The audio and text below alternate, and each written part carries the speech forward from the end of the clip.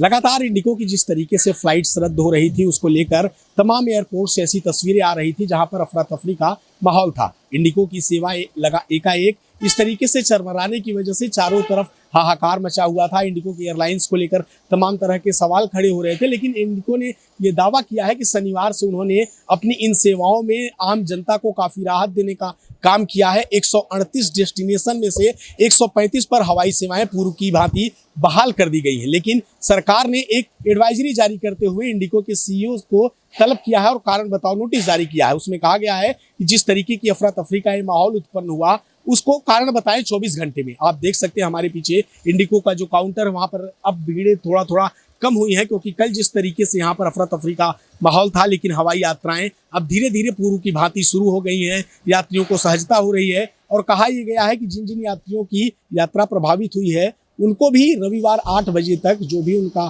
पैसा है वो रिफंड कर दिया जाएगा। ऐसे में एक बड़ा सवाल खड़ा होता है कि जिस तरीके की तस्वीरें हमें समय समय पर रेलवे स्टेशन और बस स्टैंड पर देखने को मिलती थी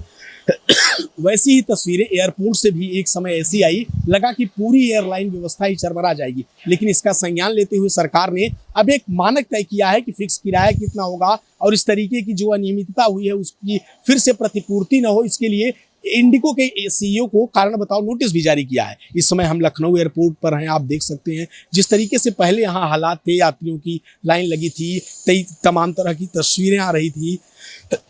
लेकिन अब उन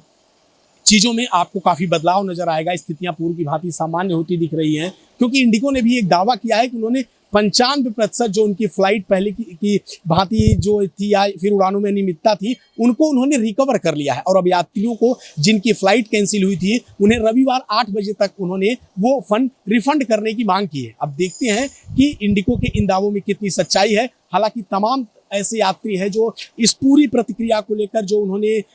समस्या झेली, फ्लाइट रद्द होने की वजह से उनके जो कार्यक्रम थे, पूर्व के शेड्यूल थे, उनमें जो समस्या आई उसको लेकर यात्रियों का कहना है कि इस तरीके के क्रियाकलाप की वजह से इंडिगो पर एक बड़ी कार्रवाई हो। लेकिन देखना ये दिलचस्प रहेगा जो दावा इंडिगो ने किया है उसमें कितनी सच्चाई है। लखनऊ से शिवांशु पटवा के साथ एशियन न्यूज़ के लिए शिवेश मिश्रा।